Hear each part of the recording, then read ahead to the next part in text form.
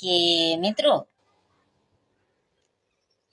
કે તમે પતંગ ચગાવવાથી શરમાવશો? ના ના માસી નહીં શરમાવાનું. ઓકે હું કામ શરમાવશો? બીક લાગે એટલે માસી. હું કઈ 12 મહિનામાં 12 ખીર આવે છે? ના માસી એક જ નહીં આવે. ને તો ચગાવો પતંગ, મોજ કરો. ઓકે 12 મહિનામાં એક જ વાર ખીર આવે છે. સાચી વાત. અમને લાગ્યું 2-3 વાર આવતી હશે.